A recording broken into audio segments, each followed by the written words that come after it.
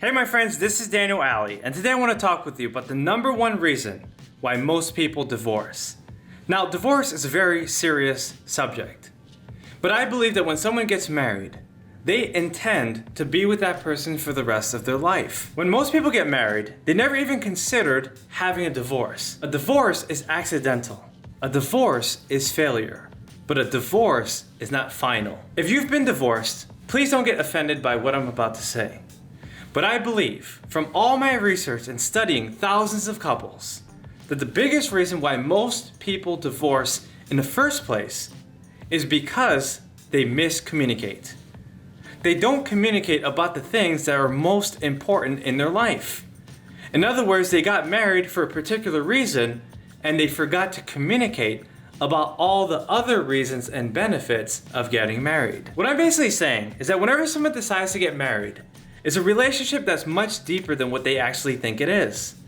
And as you keep going, you start to explore different things about your partner that you just never knew before. You learn so much more about the person after marriage than you do when you were dating.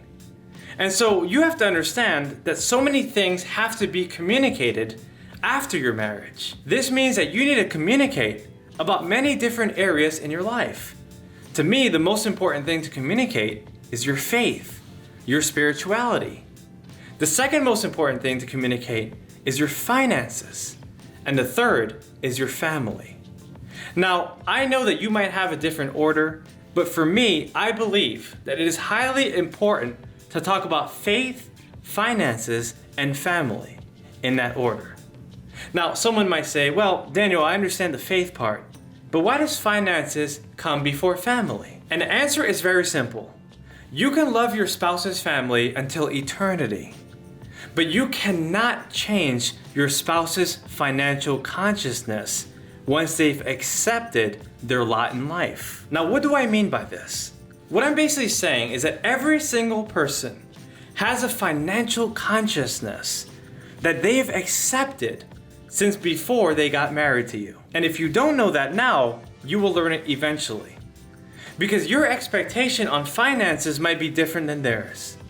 You might decide that you want to be rich, but they decided firmly that they want to be poor. Or you might want to settle down and have a middle-class lifestyle, but they want to be rich. If they want to be rich, that means that finances comes before family, because finances controls what you do within your family. Now, if you put family before finances, then you can get married, have kids, and then figure out the money. But I believe that it's more important to figure out what your purpose is and how much money you want to make, and then find a suitable spouse that has a suitable family for what you're trying to do. Now, obviously, not every spouse will have the perfect family, but you can always learn something from your spouse's family that can teach you about your faith, your finances, and your own family. So I said all of this to say this.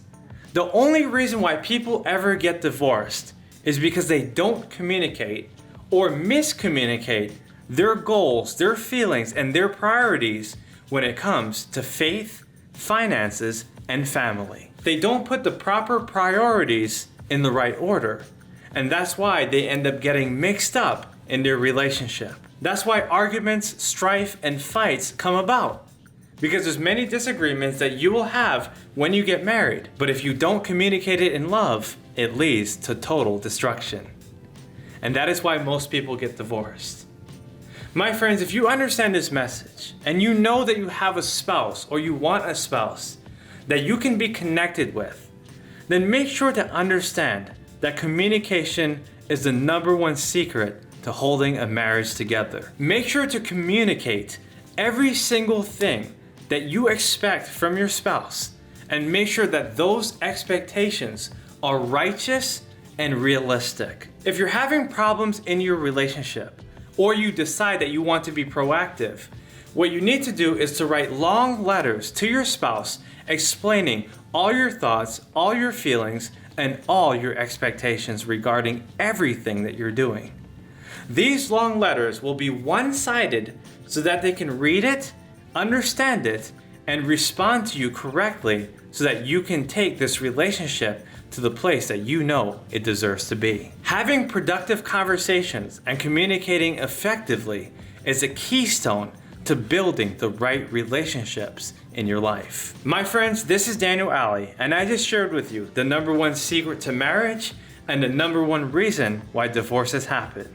If you enjoyed this video, make sure to type yes in the comment section below and share this video with someone else that absolutely needs it, including your spouse. Guys, do big things in your life, make sure to love one another, and take your relationships to the next level. I'll see you on the next video.